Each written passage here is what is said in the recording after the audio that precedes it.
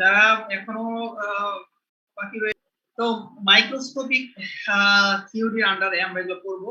Orbital magnetic moment আর একটা হলো spin magnetic moment. তো আসলে পিডিএফ থেকে লাইন বাই লাইন আমি যাচ্ছি না, জিস্ট কনসেপ্টকে আমি হাইলাইট করব এবং তোমরা টোটাল জিনিসটাকে পরবর্তীতে পড়বা। তো এখন গতদিন আমরা একটা আইডিয়া পেয়েছিলাম যে কারেন্ট, এই ফিগার থেকে একটা আইডিয়া পেয়েছিলাম যে কোন একটা কয়েল, সার্কুলার কোন কয়েল, এর মধ্যে থেকে যদি আমি আই কারেন্ট ফ্লো করাই, তো পার টার্ন এর মাঝখানে কি পরিমাণ ম্যাগনেটিক ফ্লাক্স ইনডিউস হয় সেই বিষয়ে আমরা কিছু দেখেছিলাম। এখন আমরা চিন্তা করতেছি যে একটা সিঙ্গেল অরবিটাল ইলেকট্রন একটা অরবিটাল পাথ এর মধ্যে রোটেট করতেছে। Imagine electron is rotating along the orbital path of an atom. একটা অ্যাটমের মধ্যে একটা ইলেকট্রন যেটা অরবিটাল পথ ফলো করতেছে, তো সে যদি ফলো করে তো সেখান থেকে অরবিটাল ম্যাগনেটিক মোমেন্টের জেনারেশন। অরবিটাল ম্যাগনেটিক মোমেন্ট কখন পায়? যখন when one electron rotates along the path along the orbital path around the nucleus of an atom.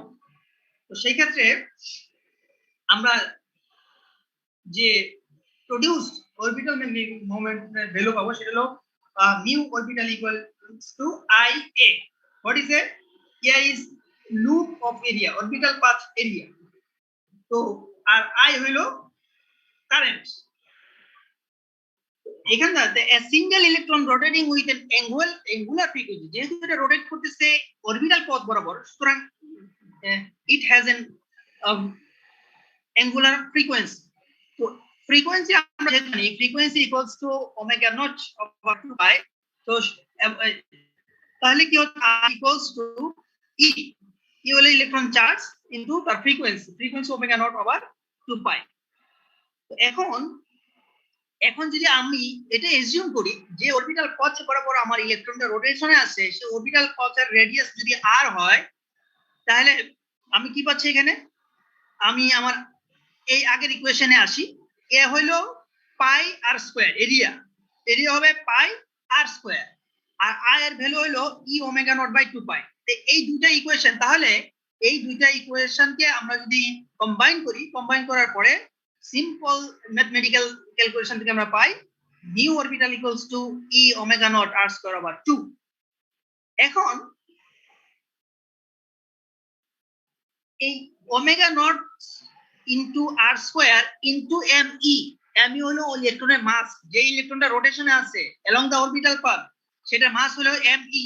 তো এই ওমেগা নট আর স্কয়ারের সাথে এমই যদি আমি মাল্টিপ্লাই করি, তাহলে যে জিনিসটা, যে টার্মটা পাবো, সেই টার্মটাকে বলে অরবিটাল অ্যাঙ্গুলার মোমেন্টাম। আসলে এটা আমরা জানি যখন একটা বডি বা কোনো পার্টিকেল ইট হ্যাজ স্পিড, যখন সে একটা ভেলোসিটি নিয়ে আগাইতে থাকে, তো সেই ভেলোসিটি থেকে আমরা একটা মোমেন্টাম পাই, ভরবেগ পাই। বেগ থেকে এটার ভর ইনটু ভরবেগ পাই। তো এখন এটা যেহেতু অ্যাঙ্গুলার পাথ ফলো করে রোটেশন আছে, it has also an momentum and it is called orbital angular momentum. Orbital angular momentum যদি পাই নট হয়, তাহলে এখানে আছে ওমেগা নট আর স্কয়ার, এটার সাথে যদি এমই উপরে নিচে গুণ দেই, তাহলে আমরা উপরে পাই নট বসাই দিচ্ছি, নিচে এমই চলে আসে। তো এই টার্মের মাঝখানে where m e is the rest mass of the ইলেকট্রনের মাস। এখন এই রিলেশনশিপটাকে এই যে ইকুয়েশন 15.16 এ আছে, এই ইকুয়েশনটাকে আরো যদি আমরা রিশেপিং দি ইকুয়েশন, যদি এটাকে আমরা রিশেপিং করে ফাইনালি যেটা পাই EH 4 pi ME 4 pi ME দ্বারা উপরে নিচে যদি আমরা গুণ দেই, 4 পাই ME দ্বারা যদি উপরে নিচে 15.16 এটাকে গুণ করি, ফাইনালি যে টার্মটা পাবো সেটা হলো EH by 4 pi ME into 2 pi আর হলো অ্যাঙ্গুলার মোমেন্টাম ওভার H। এখন 2 pi into angular momentum over H, এই যে term, it is integer. Angular momentum quantum number. এটাকে আমরা এটা চ্যাপ্টার 2 তে এই রিলেশনটা ডিরাইভ করা আছে। চ্যাপ্টার 2 থেকে how L equals to 2 pi into angular momentum over h, এটা কিভাবে আসে?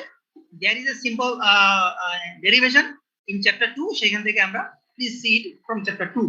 তো চ্যাপ্টার 2 থেকে পেয়ে যাব। তো এখন যে আমি ইকুয়েশনটা পেয়েছি, এই ইকুয়েশনের মাঝখানে L হইল angular momentum quantum number into EH by 4 pi ME। এখন এই EH over 4 pi ME এই টার্মের মাঝখানে যতগুলা ইয়া আছে, যতগুলা ভ্যালু আছে, সরি যতগুলা এখানে আইডেন্টিক্যাল টার্ম আছে, ই ইন্ডিভিজুয়াল টার্ম আছে, E H 4 pi ME, E is also constant, H Planck's constant, ME mass of electron also constant। তো এই টোটাল জিনিসটা হলো কনস্ট্যান্ট এবং এটার ভ্যালু হলো 9.27 10 to the power 24 -24 ampere into meter square। এই constant value that is EH over 4 pi ME, এটাকে আমরা বলতেছি Bohr magneton। This value is known as the Bohr magneton MB and is discussed below. It is the value of an orbital angular momentum of a single electron spinning around the Bohr magneton। তাহলে আমরা Bohr magnetonটাকে কখন বলতেছি? যখন একটা single electron which is spinning around, which is rotating around along orbital path around nucleus, তখন ওইখান থেকে যে আমি কনস্ট্যান্ট টা পাচ্ছি ইন্টিজার ইনটু কনস্ট্যান্ট, সেই কনস্ট্যান্টটাকে আমি বোর ম্যাগনেটন বলতেছি। বোর ম্যাগনেটনের ভ্যালু হলো 9.27 and 10 to the power -24। তাহলে ওই উপরের ইকুয়েশনটা কি দাঁড়ায়? এই left part it is mu B Bohr magneton and right part is integer. কিসের integer? Angular momentum quantum number. তো সুতরাং mu orbital equal to mu B into L. তো এই পর্যন্ত ইকুয়েশন ডেরাইভ করার পরে আমরা বলতেছি যে experimentally it is not the exact value। অর্থাৎ এখান থেকে আমি মিউ অরবিটালের যে থিওরিটিক্যাল ক্যালকুলেশন করে মিউ অরবিটালের যে ভ্যালু পাই আর এক্সপেরিমেন্ট করে মিউ অরবিটালের যে value pi, there is slight difference। সুতরাং বুঝা যাচ্ছে there should be some modification in my relation। তো এখানে কি মডিফিকেশন করা হয়? মডিফিকেশনটা এখানে দেখানো হয়নি, বাকি মডিফিকেশনের পরে ফাইনালি যে ইকুয়েশনটা আছে সেটা হলো mu orbital equals to Bohr magneton root over L into L plus 1। সুতরাং this is an very important derivation. তোমাদেরকে আমরা যদি in case of orbital magnetic moment or I can say when one electron spins along the orbital path in an atom, prove that mu orbital equals to Bohr magneton into L। এটা একটা question হতে পারে। তো এখান থেকে তোমরা এটা অবশ্যই শিখে নাও। আমার কথা এই পর্যন্ত যা বললাম বুঝতে পারছো এই বিষয়টা কি এবং এখান থেকে কেমন পরীক্ষায় কি রকম কোশ্চেন আসতে পারে? হ্যাঁ, বুঝা গেল স্যার? তাহলে আমরা মেইনলি এখান থেকে ডেরিভেশন পড়বই তো?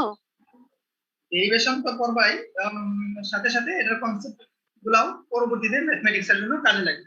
তো যাই বলতেছি, যা মানে আমি যেটা বলতে চাইছি সেটা হলো যে বিষয়গুলো খুব ইম্পর্টেন্ট। তো এখান থেকে তোমরা ভালোভাবে এই বই থেকেই পড়লেই চলবে। এরপরে আমরা আসতেছি স্পিন ম্যাগনেটিক মোমেন্ট। ওটা ছিল অরবিটাল ম্যাগনেটিক মোমেন্ট এবং spin magnetic moment. Spin magnetic মোমেন্টের আইডিয়াটা more or less similar to orbital magnetic moment. বাকি এখানে আমরা একটা এডিশনাল কনসেপ্টের প্রতি খেয়াল করব, সেটা হলো আমরা একটা জানি যখন একটা electron corresponds two plus minus half spin প্রত্যেকটা ইলেকট্রন থেকে স্পিন নাম্বার হয়। তো এখন উপরে যে ডেরিভেশনটা আমরা পড়ে আসলাম সেটার আলোকে আমরা বলতে পারি this moment arises from the spin of the electrons around themselves quantitatively। অর্থাৎ আনপেয়ার্ড ইলেকট্রন থেকে আমরা স্পিন ম্যাগনেটিক মোমেন্টের জেনারেশন পাই এবং এই আনপেয়ার্ড ইলেকট্রন থেকে যে স্পিন ম্যাগনেটিক মোমেন্টের জেনারেট হয় সেই স্পিন ম্যাগনেটিক মোমেন্টটাই বেসিক্যালি ডিটারমাইন করে একটা মেটেরিয়ালসের ম্যাগনেটিজম, তার ম্যাগনেটিক ভ্যালু কেমন, তার ম্যাগনেটাইজেশন ভ্যালু কেমন। সো আমরা দেখি ফর এক্সাম্পল ম্যাঙ্গানিজ, আয়রন, এদের outer shell 3d orbital, 3d অরবিটালের মাঝখানে 3fe3+। ফেরিক আয়ন যদি হয় তো সেই ক্ষেত্রে Fe3+, তো সেই ক্ষেত্রে তার 3d অরবিটালে আনপেয়ার্ড ইলেকট্রন সংখ্যা হলো 5। তো 5টা আনপেয়ার্ড ইলেকট্রন থেকে 5টা স্পিন ম্যাগনেটিক মোমেন্ট জেনারেট হবে। এই 5টা স্পিন ম্যাগনেটিক মোমেন্ট থাকার কারণে ফেরিক আয়ন সমৃদ্ধ যে কম্পাউন্ড Fe3O4 ম্যাগনেটাইট, এর ম্যাগনেটিজম ভ্যালু অনেক বেশি, এর ম্যাগনেটাইজেশন ভ্যালু অনেক বেশি। আবার zinc oxide on the other side, এটা 3d orbital totally filled up, 3d অরবিটালে কোনো আনপেয়ার ইলেকট্রন নাই, কোনো আনপেয়ার ইলেকট্রন না থাকার কারণে সেখানে কোনো স্পিন ম্যাগনেটিক মোমেন্টও নাই। So there is no magnetism in zinc oxide. বুঝতে পারলে আমি দুইটা উদাহরণ দিয়ে কি বলছি? হ্যাঁ, অনেক পার্টিসিপেন্ট দেখতে পাচ্ছি, কারো কোনো স্যার হ্যাঁ বুঝতে পেরেছি স্যার। তুমি একটা রেসপন্স করছো, আর বাকিরা কোথায়? তারা কি ঘুমাচ্ছে? হ্যাঁ স্যার বুঝেছি। এখানে ওয়াহিদুর রশিদ, ওয়াহিদুর রশিদ। আসসালামু আলাইকুম স্যার। ওয়ালাইকুম আসসালাম। কি তুমি বুঝতে পারছো? হ্যাঁ, আমি কি বলেছি এক্সাম্পল দিয়ে? Fe3O4 magnetite and zinc oxide, very simple example দিয়ে ভেরি সিম্পলি আমি এক্সপ্লেইন করছি। বুঝতে পারার কথা, বুঝতে পেরেছো? স্যার বুঝেছি স্যার, ডেরিভেশনটা ভালোভাবে বুঝেছি।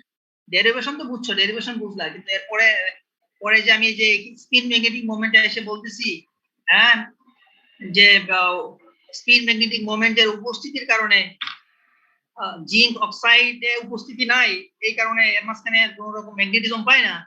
Fe3O4 দ্যাট মিন্স ম্যাগনেটাইটের মাঝখানে আমরা আয়রন আয়নের ক্ষেত্রে দেখি 5টা আনপেয়ার্ড ইলেকট্রন থেকে 5টা স্পিন ম্যাগনেটিক মোমেন্ট পায়, যার কারণে এর মাঝখানে ম্যাগনেটিজমের amount, magnetism value very high. তো এইটা তো আমি জিজ্ঞেস করতেছি, এইটা এই বিষয়ে তো তোমার অ্যাটেন্টিভ থাকতে হবে, নাহলে তো পারবে না। Abir Raihan, who is Abir Raihan? Roll 53। জি স্যার, আসসালামু আলাইকুম। ওয়ালাইকুম আসসালাম। আবির রায়হান কি বুঝলা বলতো? স্যার এখানে বুঝতে পারছি যে ম্যাগনেটাইটের মধ্যে যে 5টা ইয়া থাকে, আমাদের ওই সিঙ্গেল থাকে দেখে আলাদা আলাদা থাকে, সিঙ্গেল এটার কি জন্য থাকে? সিঙ্গেল কি থাকে? স্যার সিঙ্গেল এই অ্যাটম থাকে, Atom সরি থাকে না, ইলেকট্রন। সিঙ্গেল ইলেকট্রন থাকে। তারপরে এটার জন্য স্যার যে স্পিনটা শো করে এখানে, কিন্তু জিঙ্কের ক্ষেত্রে স্যার ওইখানে সবগুলো ফুলফিল থাকে বলে ওখানে ওই স্পিনটা শো করে না, ওইটার জন্য ওইখানে ম্যাগনেটিজমটা শো করে। আধা বুঝছো আধা বুঝো না আর কি। যাই হোক, তো যেটা বলতেছিলাম, ঠিক আছে, আমরা পরের ইয়া শুরু করতেছি। তো স্পিন ম্যাগনেটিক মোমেন্ট আর orbital magnetic moment more or less কাছাকাছি। তো এখানে একটু যেটা ব্যতিক্রম হবে সেটা হলো যে আমরা উপরে লিখেছিলাম নিউ এস অনেক আগে, এটা নিউ বি, এখানে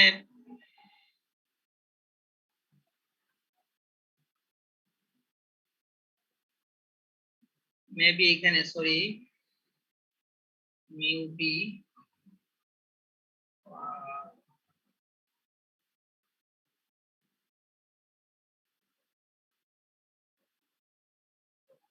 হ্যাঁ সরি, এই জায়গাতে নিউ অরবিটাল, এখানে আমরা দেখছিলাম angular orbital angular momentum pi not. তো এখানে ইকুয়েশনটা ছিল new orbital equals to E pi not over 2m। খেয়াল করো 15.6 ওভার 2m।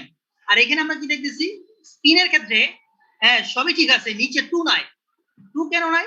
সেখানে সেটা ছিল সিঙ্গেল ইলেকট্রনের জন্য। আর যেহেতু spin number 2 for an electron, for unpaired electron there is plus minus spin, so এখানে 2 into mu e pi s over me 2me, এই 2 এই দুইটা স্পিন থাকার কারণে উপরে নিচে ক্যান্সেল হওয়ার কারণে এখানে অনলি এমই। আচ্ছা, তো এই স্পিন অ্যাঙ্গুলার মোমেন্টাম আমরা যেরকম অরবিটাল অ্যাঙ্গুলার মোমেন্টাম আমরা ডিটারমিন করেছিলাম, তো সিমিলারলি আমরা স্পিন অ্যাঙ্গুলার মোমেন্টাম একই বেসিকের উপরে, একই ফান্ডামেন্টাল ইন্ট্রোডাকশনের উপরে আমরা স্পিন অ্যাঙ্গুলার মোমেন্টাম এখানে ডিরাইভ করেছি।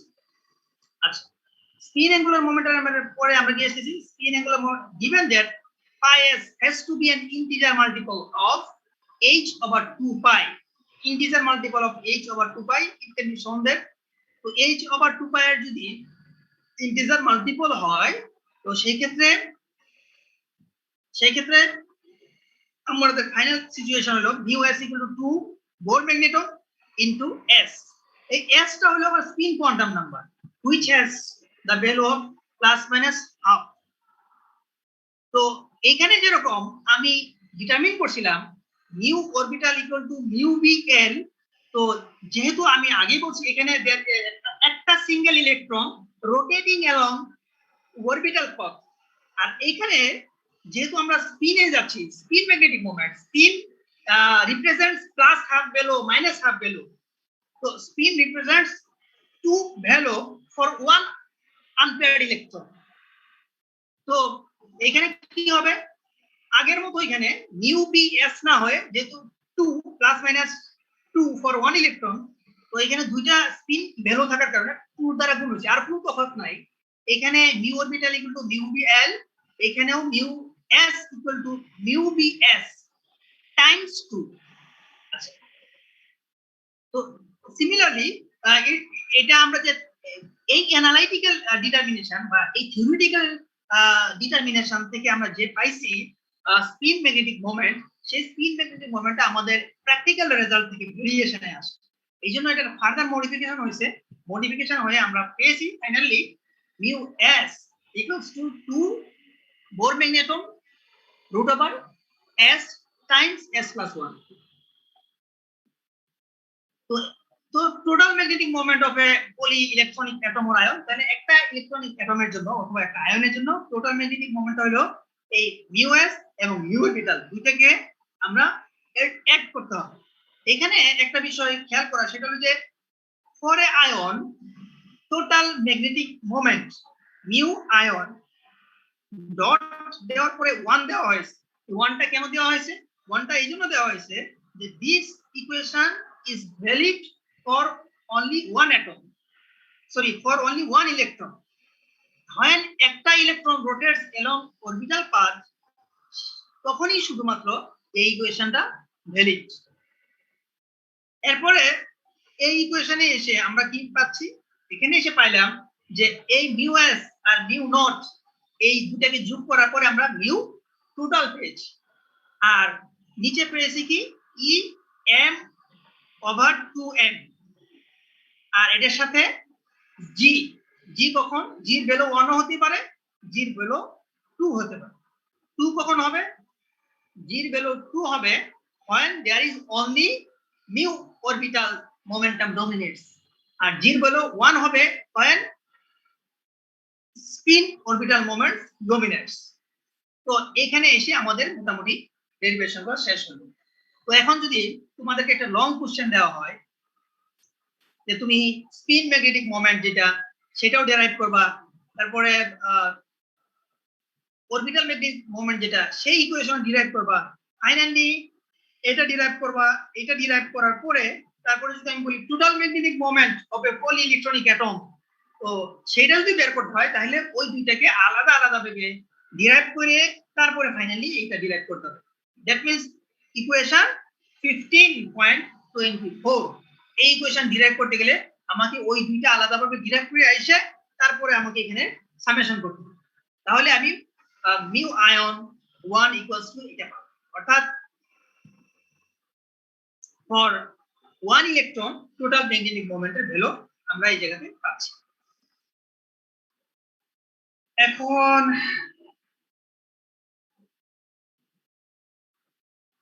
এক্সাম্পল দেখো, যেটা আমি বলেছিলাম সেটা হলো এই চার্টটা খুবই গুরুত্বপূর্ণ, তোমাদেরকে এটা অবশ্যই বুঝতে হবে, অবশ্যই বুঝতে হবে। বিশেষ করে 3D transition element, 3D transition element গুলো এখানে একদম স্ক্যান্ডিয়াম থেকে শুরু করে কপার পর্যন্ত এক্সাম্পল দেওয়া হয়েছে। এখন আমি আসি Mn2+, Fe3+, এখানে 5টা আনপেয়ার ইলেকট্রন থাকে 3D অরবিটালে। 5টা আনপেয়ার ইলেকট্রন থাকার কারণে আমি বোর ম্যাগনেটিক নাম্বার ছিল 5, অর্থাৎ এটার ম্যাগনেটিক, যেহেতু একটা আনপেয়ার ইলেকট্রনের জন্য আমার ম্যাগনেটিক মোমেন্ট ভ্যালু হলো এই যে মিউ বি দ্যাট ইজ 9.27 × 10⁻⁴। তো 5টা আনপেয়ার ইলেকট্রনের জন্য বোর ম্যাগনেটিক নাম্বার হবে 5 হওয়ার কথা। এই 5 হলো আমার ক্লাসিক্যাল ভ্যালু ফ্রম ইকুয়েশন। আর অ্যাকচুয়ালি আমি কত পাই, যেটা আমি বলছিলাম যে অ্যাকচুয়ালি এই থিওরি থেকে অ্যাকচুয়াল যখন আমি প্র্যাকটিক্যাল মেজার করি তখন এটার ভেরিফিকেশন হয়। প্র্যাকটিক্যাল মেজারমেন্টে আমি পাচ্ছি 5.9। যেহেতু practical measured value differs from the classical value, so there is the necessity of modification. তো তখন আমি কি করছি, তখন এই যে এই ইকুয়েশনটাকে মডিফিকেশন করছি, মডিফিকেশন করে mu orbital equals to mu b times l plus l plus 1। Modification করার পরে যে ভ্যালু আমি পেয়েছি 2 mu beta √s into s plus 1, তো সেই ভ্যালুটা আমার প্র্যাকটিক্যাল ভ্যালু খুব কাছাকাছি। তার মানে বোঝা যাচ্ছে যে মডিফাই করার পরে আমি যে ইকুয়েশনটা ডিরাইভ করলাম, this equation is very logical, ইকুয়েশনটা ভেরি লজিক্যাল, কারণ তার value reaches very near to practical value 5.9 Mn2+ এর জন্য, তো ক্যালকুলেটেড ভ্যালু 5.92, প্র্যাকটিক্যাল ভ্যালু ভ্যানাডিয়ামের জন্য 3.8, ক্যালকুলেটেড ভ্যালু 3.87। সো বুঝতে পারতেছি যে আমরা যে মডিফিকেশন করছি 2 mu beta s যেটা ছিল সেটাকে মডিফাই করে 2 mu beta, তার মানে Bohr magneton √s into s plus 1, this modification is very logical। তো এখান থেকে মোটামুটি এই কনসেপ্টটা আমরা ডেভেলপ করলাম। এরপরে এখানে কিছু এক্সাম্পল দেওয়া আছে, এক্সাম্পল গুলো এতটা জরুরি না, না করলেও চলবে। বাকি এখানে কিছু আর্গুমেন্ট আছে, যে আর্গুমেন্ট আমি বলতে পারি, যে এখান থেকে একটা উদাহরণ হিসেবে দিতে পারি, বা শর্ট কোশ্চেন করা যেতে পারে যে কেন আমাকে মডিফাই করতে হবে, মডিফাই করার কেন দরকার ছিল, মডিফাই করলে কি বেনিফিট পাচ্ছি, বা হয় modified when we have modified how the measured how the calculated value reaches near to the measured formats। তার মানে এই চার্টটা সম্বন্ধে আমাদের একটা ভালো আইডিয়া থাকতে হবে। আচ্ছা, এরপরে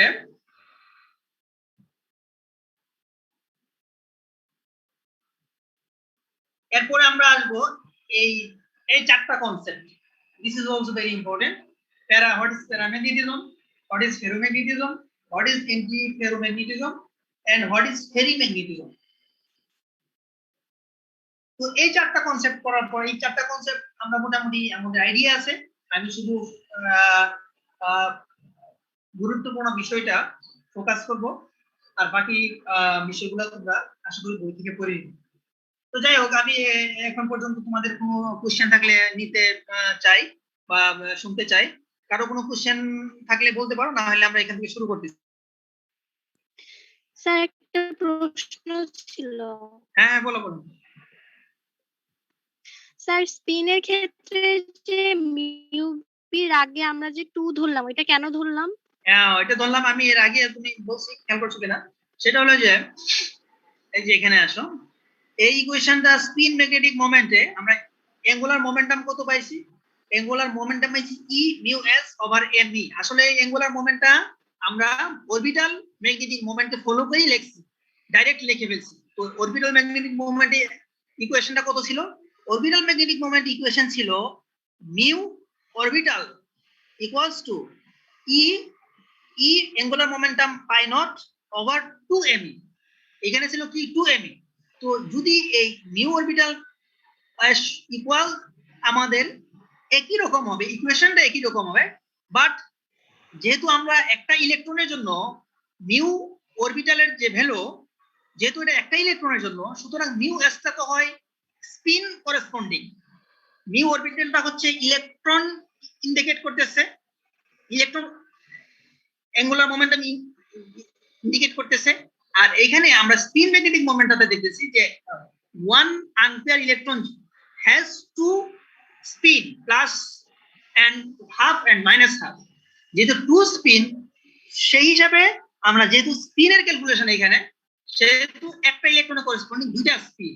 তো সো 2 ইনটু ই মিউ এস, আর নিচে 2 থাকার কথা, সেই 2 আর এই 2 ক্যান্সেল হয়ে ইকুয়েশনটা হয়েছে finally e mu S over m e. বুঝা গেল? অর্থাৎ আমরা অরবিটালের ক্ষেত্রে একটা আনপেয়ার্ড ইলেকট্রনের রোটেশন ক্যালকুলেট করছি, আর এখানে একটা unpaired electron corresponding to spin, that is plus half and minus half. তো যেহেতু এখানে স্পিনের ক্যালকুলেশন, সেই জন্য আমরা এখানে 2 দ্বারা গুণ করছি। বুঝা গেল? জি স্যার, বুঝতে পারছি এবার। আচ্ছা, যাই হোক, স্যার তাহলে একটা কোয়েশ্চেন ছিল। হ্যাঁ স্যার আমরা কেন ইনফিনিটি ভ্যালুটা মডিফাই করব? 4 থেকে যে অ্যানসার করব স্যার, 4টা একটু যদি আরেকবার বুঝাই দিতেন ভালো হতো। না, আমি মডিফিকেশনের বিষয়ে যে এখানে যে ইকুয়েশনটা 15-24 আমার স্ক্রিনে দেখাচ্ছে, এই সরি 15-21, এই ইকুয়েশন থেকে আমরা স্ট্রেট কি পাচ্ছি? এই ইকুয়েশন থেকে আমরা স্ট্রেট মানে দেখতে পাচ্ছি যে মিউ এস এর যে ভ্যালু এই ইকুয়েশন থেকে আমরা পাচ্ছি, সেই ভ্যালুটা প্র্যাকটিক্যালি ডিটারমাইন্ড ভ্যালু। অর্থাৎ যদি আমি মেজার করতে চাই, কিরকম? ধরো এই যে এখানে এই Mn3+, এই আয়নের জন্য আনপেয়ার্ড ইলেকট্রন হলো 4টা, আর Mn2+ এর জন্য 5টা। আচ্ছা, Mn2+ ধরলাম, Mn2+ এর জন্য 5টা, এই 5টা ভ্যালু সেই হিসেবে আমরা জানি যে 5টা যেহেতু আনপেয়ার্ড ইলেকট্রন থাকে, এই 5টা আনপেয়ার্ড ইলেকট্রন থেকে স্পিন পাবো, অন্য কোথাও থেকে স্পিন আসবে না। সুতরাং দি স্পিন নাম্বারস আর 5। তো এখন এই 5টা স্পিন নাম্বার থেকে আমি ক্যালকুলেশন করলাম যে ম্যাগনেটিক মোমেন্ট হলো 5, কিন্তু প্র্যাকটিক্যালি যখন আমি এক্সপেরিমেন্ট করি, ওই আয়নের স্পিন ম্যাগনেটিক মোমেন্ট পাই 5.9। তার মানে যেটা প্র্যাকটিক্যাল ভ্যালু, সেখান থেকে আমার ক্লাসিক্যাল ভ্যালুর একটা ডেভিয়েশন আছে। তো এই ডেভিয়েশনটা যখন আসলো, তখন সায়েন্টিস্টরা রিসার্চ করে বা এটার উপরে রিসার্চ করে তারা আরো কিছু এডিশনাল ফ্যাক্টর পাইছে। ফর এক্সাম্পল, অ্যাঙ্গুলার মোমেন্টামের ক্ষেত্রে আমরা যে ইমাজিন করছি যে একটা ইলেকট্রন একটা সার্কুলার পথ বরাবর রোটেট করে, তাই না?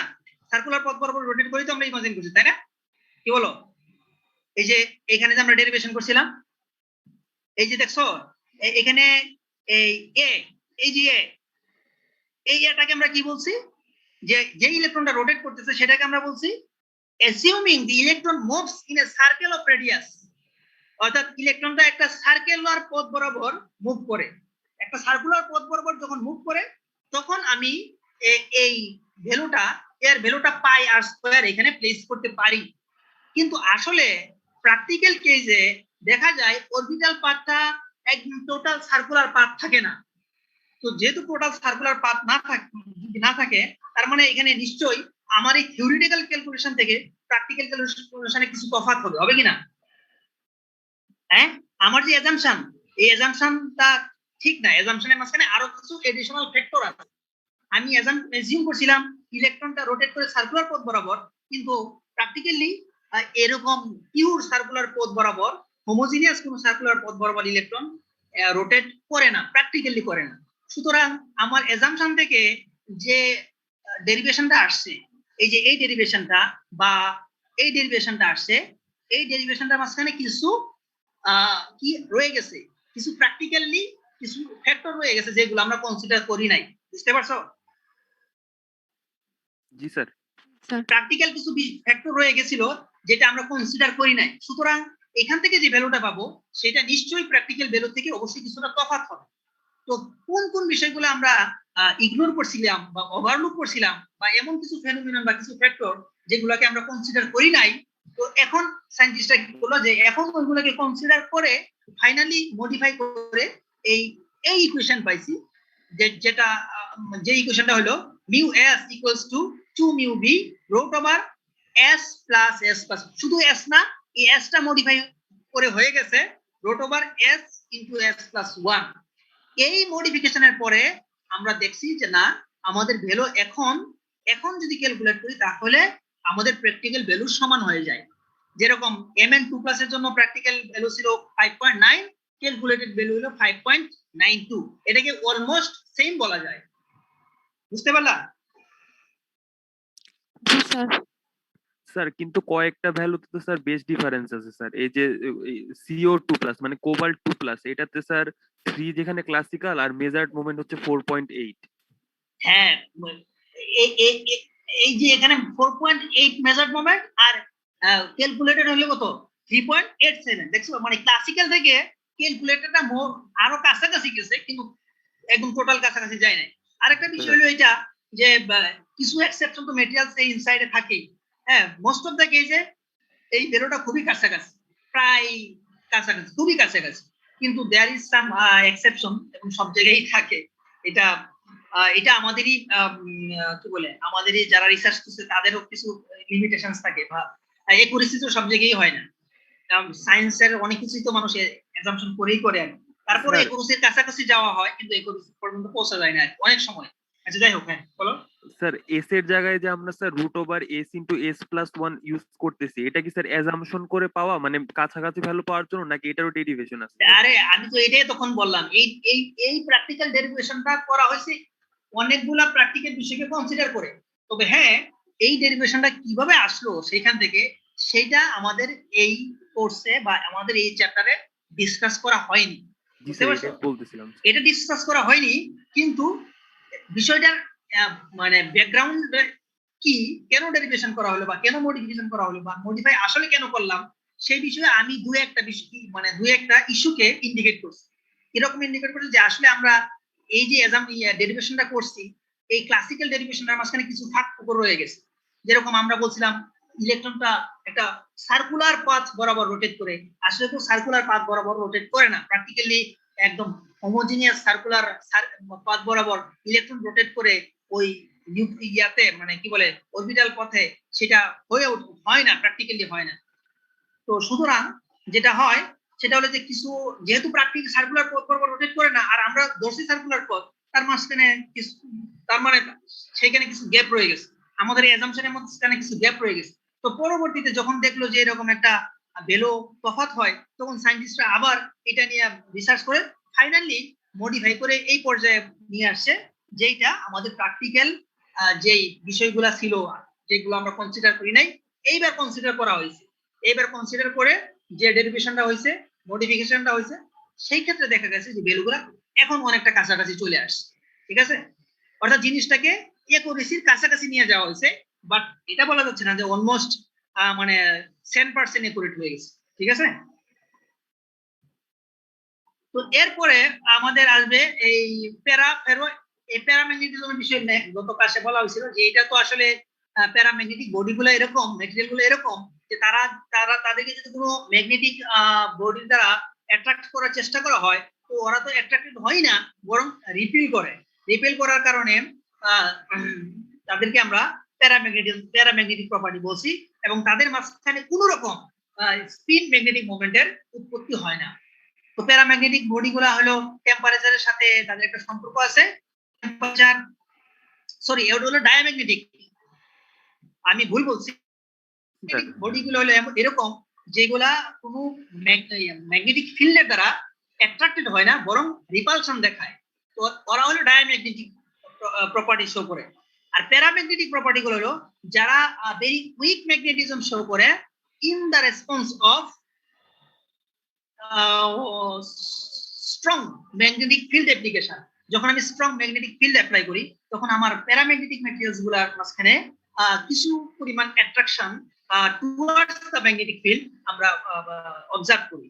তো সেই ক্ষেত্রে একটা টেম্পারেচারের সাথে রিলেশনটা এরকম কেন বলছিলাম যে একটা সার্টেন টেম্পারেচার পর্যন্ত সাসেপ্টিবিলিটি ভালো থাকে, এরপরে টেম্পারেচার বাড়িতে থাকলে ওই স্পিন ম্যাগনেটিক মোমেন্ট গুলা যেগুলো জেনারেট হয় এইগুলা এত বেশি পরিমাণ মানে ডিসঅর্ডার হয়ে যায় যেটাকে আর অ্যালাইনমেন্টে আনা যায় না, যার কারণে একটা সার্টেন টেম্পারেচারের পরে তাদের মধ্যে কোনো ম্যাগনেটিজমই থাকে না, সেটাকে আমরা বলছি কুল টেম্পারেচার। বুঝতে পারছো? আর ফেরোম্যাগনেটিক প্রপার্টি গুলো হলো এরকম, মেটেরিয়াল গুলো এরকম যারা যারা মানে স্ট্রংলি অ্যাট্রাক্টেড হয় ম্যাগনেটিক ফিল্ড অ্যাপ্লিকেশনের দ্বারা, এবং ম্যাগনেটিক ফিল্ড যদি আমি রিলিজ করে নেই, উঠাই নেই, তো তারপরেও তার মাঝখানে কিছু ম্যাগনেটিজম থেকে যায়, যেটাকে আমরা বলছি রেমনেন্ট ম্যাগনেটাইজেশন। কিছু পরিমাণ ম্যাগনেটিজম তার মধ্যে থেকে যায় এবং তারা hysteresis, magnetic hysteresis loop show করে, ম্যাগনেটিক হিস্টেরিসিস লুপ শো করে। হ্যাঁ, তো এই রকম বডিগুলোকে আমরা বলছি ফেরোম্যাগনেটিক ম্যাটেরিয়াল। আর ফেরোম্যাগনেটিক ম্যাটেরিয়ালেরও টেম্পারেচারের সাথে ও একটা বিহেভিয়ার শো করে, যেরকম বিহেভিয়ার শো করে প্যারাম্যাগনেটিক ম্যাটেরিয়াল। বাকি এটা একটা সার্টেন টেম্পারেচারের উপরে, 20 টেম্পারেচারের উপরে, 20 টেম্পারেচার যখন পাস হবে, 20 টেম্পারেচার এক্সিড করার পরে ফেরোম্যাগনেটিক ম্যাটেরিয়াল গুলারও ম্যাগনেটিজম ভেরি কুইকলি লস হইতে থাকে, ভেরি কুইকলি লস হইতে থাকে।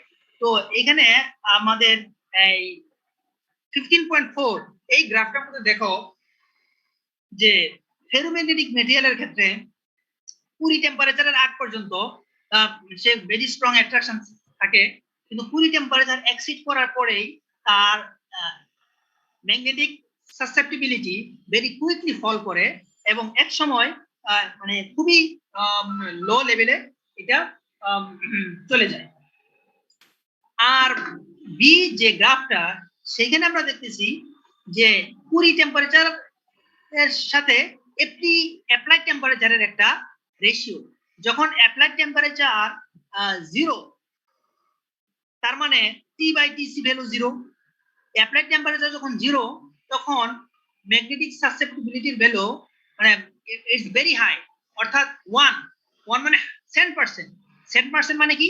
ওই যে স্যাচুরেশনটা, স্যাচুরেশন, ম্যাগনেটিক স্যাচুরেশন এট T0, অর্থাৎ এই লাইনটা হলো যখন টেম্পারেচার T, তখন তার ওই ম্যাগনেটিক মোমেন্টের ওরিয়েন্টেশন কি?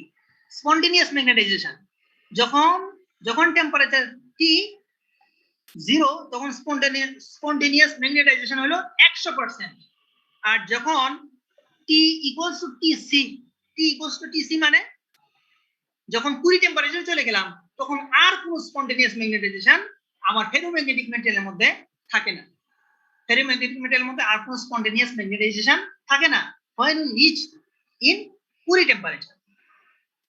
স্পন্টেনিয়াস ম্যাগনেটাইজেশন থাকে না মানে তার মাঝখানে কোনো রকম আর মানে ওরিয়েন্টেড কোনো স্পিন থাকে না। তো যাই হোক, আমি একটু কুইকলি বলছি, হয়তোবা তোমরা ধরতে পারছো কিনা জানি না। তো কারো কোনো কোশ্চেন থাকলে, ফেরোম্যাগনেটিজমের বিষয়ে কোনো কোশ্চেন থাকলে বলতে পারো। আরেকটা বিষয় যেখানে আমরা দেখছিলাম প্যারাম্যাগনেটিক ম্যাটেরিয়ালের ক্ষেত্রে, যে এই গ্রাফটা কোথা থেকে পাইছি? এই গ্রাফটা পাইছি আমরা এইখান থেকে। x magnetization equal to c/t। c হলো পুরি কনস্ট্যান্ট, এটা হলো ম্যাটেরিয়ালস এর constant. Materials to materials vary করে, তার মানে c যেহেতু কনস্ট্যান্ট, তার মানে t এর সাথে x কিভাবে ভেরি করে? t বাড়তেছে তো x mg অর্থাৎ সাসেপ্টিবিলিটি কমতেছে। তো similar behavior we can observe in ferromagnetic material, but there is some difference. Difference-টা কোথায়? ডিফারেন্সটা হলো যে ফেরোম্যাগনেটিক ম্যাটেরিয়ালে এই বিহেভিয়ারটাই আমরা পাই, বাট অ্যাবাভ Tc অর্থাৎ 20 টেম্পারেচারের উপরে পাই। তো সুতরাং 20 টেম্পারেচারের উপরে যেহেতু আমরা এই বিহেভিয়ারটা পাই, so there is slight modification. উপরের ক্ষেত্রে যেরকম ছিল, প্যারাম্যাগনেটিক ম্যাটেরিয়ালসের ক্ষেত্রে যেরকম ছিল c/t, এখানে c/t না, t-Tc, অর্থাৎ Tc টেম্পারেচারের উপরে যেহেতু আমি এই বিহেভিয়ারটা পাই, সুতরাং Tc কে এখান থেকে মাইনাস করতে হবে, Tc তে এখান থেকে মাইনাস করতে হবে। বুঝতে পারলাম? এখন যদি আমি বলি যে প্যারাম্যাগনেটিক ম্যাটেরিয়াল এবং ফেরোম্যাগনেটিক ম্যাটেরিয়াল তাদের টেম্পারেচারের রেসপন্সে তাদের সাসেপ্টিবিলিটি, ম্যাগনেটিক সাসেপ্টিবিলিটি কিভাবে ভেরি করে সেটা এক্সপ্লেন করো। তোমরা পারবা? হ্যাঁ কি বলো? কোশ্চেন তো আমি সব আউট করে দিচ্ছি।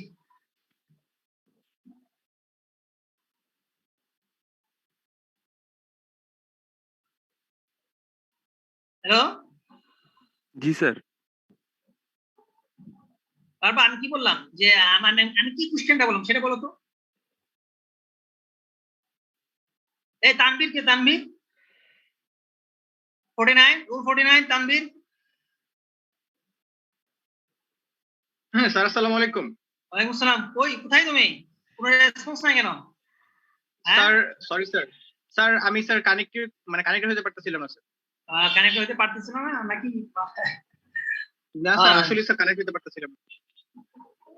বলো আমি স্যার কি আমার কোশ্চেনটা? হচ্ছে নেটওয়ার্ক, জি স্যার নেটওয়ার্ক কানেকশন স্যার তো খুব পুর স্যার, মানে হচ্ছে স্যার এই জন্য আর কি কানেক্ট হতে পারতেছিলাম। তোমার নেটওয়ার্ক কানেকশন কেন? অন্য সময় ইন্টারনেট ভালোই চালাও, কিন্তু ক্লাসের সময় নেটওয়ার্ক কানেকশন উইক হয়ে যায়। হ্যাঁ না আচ্ছা, যাই স্যার, হোক। স্যার আমার হচ্ছে মেইনলি আচ্ছা স্যার শোনো, ওয়াইফাইটা স্যার। ওকে ওকে, তুমি কি আমার কোশ্চেনটা শুনছো? আমি কি কোশ্চেন করছি? যে আমি যদি বলি এরকম কোশ্চেন, বললাম না যদি আমি এই কোশ্চেনটা করি তাহলে তোমরা পারবা? আমি লাস্টে এই কথাটা বললাম। কি কোশ্চেন বলছিলাম? স্যার যদি স্যার একটু স্যার কাইন্ডলি স্যার একটু কোশ্চেনটা স্যার আবার একটু করতেন স্যার। ওই নিয়ে তুমি শুনোইনি? হিমেল নাহাকে, হিমেল নাহা রুল 19। জি, আসসালামু আলাইকুম। এই তুমি বুঝছো প্যারাম্যাগনেটিজম এবং ফেরোম্যাগনেটিজম দুইটা মেটেরিয়ালসের দুইটা চার্ট, টেম্পারেচার এবং ম্যাগনেটিক সাসেপ্টিবিলিটি, এই দুইটা চার্ট আমি দেখাইছি। দুইটা চার্টকে বেস করে আমি কি কোশ্চেনটা করছিলাম? হ্যাঁ স্যার দুইটার মধ্যে ডিফারেন্স কিভাবে দেখাবো এটা আমি বলছিলাম স্যার। দুইটার মাঝখানে ডিফারেন্স কিভাবে দেখো? আচ্ছা, কি দুইটার মাঝখানে কি ডিফারেন্স দেখাবা? কোন বিষয়টাকে ভিত্তি করে ডিফারেন্স দেখাইতে বলছিলাম?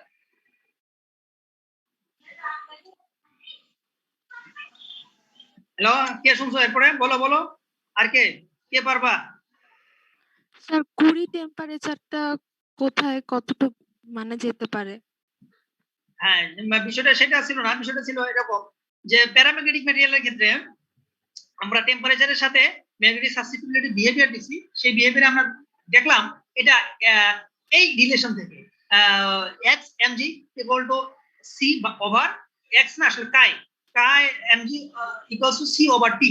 সি ম্যাটেরিয়ালস এর কনস্ট্যান্ট, সুতরাং টির সাথে এক্স এমজির ভেরিয়েশন কিভাবে? টির সাথে এক্স এমজির ভেরিয়েশন আমরা এইভাবে দেখলাম। অর্থাৎ টেম্পারেচারের সাথে সাথে টেম্পারেচার বাড়াবো, ম্যাগনেটিক সাসেপ্টিবিলিটি এটা আস্তে আস্তে কি কমতে থাকে। অন দ্য আদার হ্যান্ড আমাদের ফেরোম্যাগনেটিক ম্যাটেরিয়াল গুলারও একই রকম বিহেভিয়ার আমরা শো করি, কিন্তু এটা শো করি পাই কখন? পাই 20 টেম্পারেচারের উপরে। 20 টেম্পারেচারের উপরে এই বিহেভিয়ারটা শো করে। যেহেতু আপ টু টিসির আগ পর্যন্ত এর মধ্যে এরকম কোনো বিহেভিয়ারই নাই, অর্থাৎ 20 টেম্পারেচারের আগ পর্যন্ত ওই এই যে টেম্পারেচারের সাথে ম্যাগনেটিক সাসেপ্টিবিলিটি বাড়ে কমে এরকম কোনো বিহেভিয়ার এসে শো করে না। সুতরাং there is the necessity of modification of this equation. এই যেটা প্যারাম্যাগনেটিজমের ক্ষেত্রে যে ইকুয়েশনটা দেখছিলাম আমরা এক্স এমজি কিন্তু সি ওভার টি, সেটাকে আমরা মডিফাই করে কি লিখতে হবে? মডিফাই করে লিখতে হবে এক্স এমজি কিন্তু C over T minus TC. অর্থাৎ টি ডাইরেক্ট লিখলে হবে না, কারণ এখান থেকে যেহেতু টিসি টেম্পারেচার পর্যন্ত এর মধ্যে এরকম কোনো বিহেভিয়ারই নাই, সুতরাং টিসির উপর থেকে যেহেতু সেই বিহেভিয়ার শো করে, তখন আমাকে অবশ্যই টিসিটাকে ভাগ দেয়া। আমি এটা টিসি মাইনাস করলাম এই কারণে যে টিসির বাইরে টিসি বাদ দেয়া বাকি যে রিজনটা আছে সেখানে এটা অ্যাপ্লিকেবল। তার মানে এই যে গ্রাফের মাঝখানে টিসি পর্যন্ত 0 থেকে টিসি 20 টেম্পারেচার পর্যন্ত এর মাঝখানে কোনো বিহেভিয়ার নাই, টিসির পরে এই বিহেভিয়ারটা শুরু হয়েছে। ঠিক আছে? তো এইগুলা তোমাদেরকে নিশ্চয়ই এক্সপ্লেন করতে হবে। ভেরি ইম্পর্টেন্ট একটা ইস্যু আমি বলছি, ভেরি মাচ ইম্পর্টেন্ট। আর এখানে আরেকটা বিষয় আছে, এটা তোমরা আশা করি পারবা। প্যারাম্যাগনেটিক ক্ষেত্রে স্যার, হ্যাঁ বলো। স্যার একটা কোশ্চেন ছিল। হ্যাঁ বলো বলো। স্যার প্যারাম্যাগনেটিক ক্ষেত্রে কি আমি 20 টেম্পারেচারের ভেতরে পাবো এই বিহেভিয়ারটা? প্যারাম্যাগনেটিজমের ক্ষেত্রে কোনো 20 টেম্পারেচারই নাই, এদের কোনো 20 টেম্পারেচার নাই, বুঝতে পারছো? তাদের কোনো 20 টেম্পারেচারের বিষয় নাই। তারা টেম্পারেচারের সাথে যে কোনো টেম্পারেচার বাড়াবো তার ম্যাগনেটিজম কমবে, ম্যাগনেটিক সাসেপ্টিবিলিটি কমবে, বাস। আর কোনো 20 কনস্ট্যান্ট আছে, কুড়ি কনস্ট্যান্ট আছে, বাকি নির্দিষ্ট কোনো কুড়ি টেম্পারেচার স্যার। তাদের জন্য নাই। কিন্তু ফেরোম্যাগনেটিক ম্যাটেরিয়াল একটা নির্দিষ্ট টেম্পারেচার পর্যন্ত তারা এরকম কোনো বিহেভিয়ার শো করে না, অর্থাৎ টেম্পারেচার বাড়াইলে ম্যাগনেটিক সাসেপ্টিবিলিটি কমবে, এরকম কোনো বিহেভিয়ারই শো করে না। কোন পর্যন্ত? আপ টু 20 টেম্পারেচার পর্যন্ত তার মধ্যে এরকম কোনো বিহেভিয়ার নাই। পুরো টেম্পারেচার যখন আমি এক্সিড করলাম, অতিক্রম করে গেলাম, তখন তার মাঝখানে ম্যাগনেটিজম ভ্যালুটা উইক হইতে থাকে, এক্স এমজি উইক হইতে থাকে। যেটা আমরা এই গ্রাফ থেকে দেখছি, টিসির পর থেকে এই বিহেভিয়ার শুরু হয়েছে, টিসির পর থেকে আরো টেম্পারেচার বাড়াচ্ছি, এক্স এমজি কমতেছে এবং এক সময় it reaches to very lower level value. ঠিক আছে? তো প্যারাম্যাগনেটিজম ফেরিম্যাগনেটিজম এর এই বেসিক ডিফারেন্স অবশ্যই আমাদেরকে ভালোভাবে পড়তে হবে, এবং টেম্পারেচারের একটা বিষয় আছে। আচ্ছা, এই জিনিসটা আমি বলছিলাম, টেম্পারেচার বাড়লে কেন ম্যাগনেটিক সাসেপ্টিবিলিটি কমে এই কারণে, টেম্পারেচার বাড়ার সাথে সাথে স্পিন ম্যাগনেটিক মোমেন্টগুলা ডিসঅর্ডার হতে থাকে। টেম্পারেচার বাড়ে, ডিসঅর্ডার যত বেশি বাড়ে, তো ম্যাগনেটিক ফিল্ড অ্যাপ্লাইগুলো তাদেরকে আবার অ্যালাইনমেন্টে আনা, অর্ডার করা, দিস ইজ মোর টাফ। এই জন্য আমরা বলছি যে টেম্পারেচার বাড়ার সাথে সাথে ম্যাগনেটিক সাসেপ্টিবিলিটি কমতে থাকে।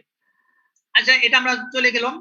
এরপরে এখানে একটা ইয়াও আছে, ডেরিভেশন আছে। এই ডেরিভেশন আছে, মোটামুটি তোমরা এটা দেখে নিবে, আশা করি এই ডেরিভেশনটা খুব কঠিন কিছু তা না, দেখে নিও। এরপরে আমরা আসবো অ্যান্টি ফেরিম্যাগনেটিজম। আচ্ছা যাক, আজকে শেষ করে দিই, আজকে হয়তো আর বেশি পড়াইলে তোমাদের মাথা সমস্যা হবে বা একটু টেস্ট করতে কঠিন হবে, যেহেতু কনসেপচুয়াল জিনিসগুলো পড়াইছি। তো পরের দিন আমরা শুরু করব অ্যান্টি ফেরোম্যাগনেটিজম এন্ড ফেরিম্যাগনেটিজম থেকে। আমি আবার বলতেছি, এই বইয়ের এই চ্যাপ্টার গুলা যেগুলো পড়াইছি তোমরা এগুলো ভালোভাবে পড়বা, নিজেরাও পড়াশোনা করবা।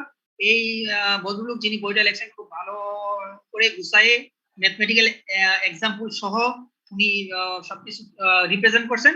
সুতরাং চ্যাপ্টারটা বেশ গুছানো, তোমাদের অন্য কোথাও থেকে নেগেটিভ প্রপার্টি করার প্রয়োজন নাই, এখান থেকে পড়লেই চলবে। বাকি বিষয় হলো তোমরা যেন পড়ো, সেটাই হলো আমার রিকোয়েস্ট আর কি, এবং জিনিসগুলোকে ভালোভাবে বুঝো আর। ঠিক আছে স্যার? একটা প্রশ্ন স্যার। স্যার আপনি স্যার প্রথমে যেটা পড়ালেন স্যার, মানে এগুলো তো অনেক জটিল মনে হচ্ছে স্যার। প্রথমে যেটা পড়ালেন জটিল তো অ্যাটেন্ড দিচ্ছিলাম, জটিল তো কিছু না। আমি বলছি সিম্পলি একটা ইলেকট্রন একটা অরবিটাল পথ বরাবর যখন রোটেট করে, সুতরাং সে যদি একটা ইলেকট্রন একটা অরবিটাল পথ বরাবর যখন রোটেশনে থাকে, তখন নিশ্চয়ই তার মধ্যে এঙ্গুলার ভেলোসিটি আসবে, এঙ্গুলার মোমেন্টাম আসবে, তাই না? এর তো তুমি ইন্টারমিডিয়েট কনসেপ্ট থেকে তোমার পাওয়ার কথা, যখন ওই এঙ্গুলার ভেলোসিটি, এঙ্গুলার মোমেন্টাম, তাই না? যখন একটা জিনিস ভেলোসিটি থাকে তখন তার মোমেন্টাম থাকে। তো এখানে আমরা তো এগুলো নিয়ে আলোচনা করলাম, কিন্তু তুমি তো জানি না কতটুকু কনসেপ্ট ক্লিয়ার করছো, বারবার না স্যার, বুঝতে পেরেছি স্যার সবকিছু। স্যার খালি একটা জিনিস স্যার, ওই যে প্রথমে যেটা ম্যাগনেটিক মোমেন্ট পড়ালেন স্যার, ওইটা থেকে কি ধরনের প্রশ্ন আসতে পারে স্যার বললেন? এটা একটু মানে লেখা হয়নি স্যার, মানে ওটা ম্যাগনেটিক মোমেন্টের ক্ষেত্রে আমরা বললাম যে একটা আমরা ডেরিভেশন করছি, ক্লাসিক্যাল ডেরিভেশন, সেখান থেকে আমরা পাইছি যে প্র্যাকটিক্যালের সাথে ম্যাগনেটিক মোমেন্টের ভেরিয়েশন খুব বেশি হয়। তো সুতরাং ফার্দার আমরা মডিফিকেশন করছি, লটা ফার্দার মডিফিকেশন করে যেখানে s যেখানে mu s equals to 2 mu B s ছিল, সেটা মডিফাইড হয়ে 2 mu B root over s into s plus 1, এই মডিফিকেশনটা হয়েছে। এই মডিফিকেশনটা কেন হয়েছে সেটা আমরা এই বইয়ে দেখাইনি, সেটা আমরা শিখিনি, কিন্তু এই মডিফিকেশনটা করে প্র্যাকটিক্যালের সাথে যে মিলে, প্র্যাকটিক্যাল রেজাল্টের সাথে যে মিলে, সেটা আমি এক্সাম্পল গুলোতে দুই একটা mn2 প্লাস f3 প্লাস এইগুলো দুই একটা ভ্যালুর সাথে মিলাইয়া তোমাদেরকে বলছি যে না, মডিফিকেশন করে ফাইনালি আমরা প্র্যাকটিক্যাল ভ্যালুর কাছাকাছি গেছি। ঠিক আছে? জি স্যার, বুঝতে পেরেছি। আচ্ছা যাই হোক, তাহলে আজকে এই পর্যন্ত। নেক্সট উইক এই তোমাদের বৃহস্পতিবার এই টাইমে তোমাদের এই হবে, ঠিক আছে? বৃহস্পতিবার 12টায় নেক্সট ক্লাসে তোমাদের সাথে দেখা হবে। ওকে, তোমরা মিটিং লিড করতে পারো।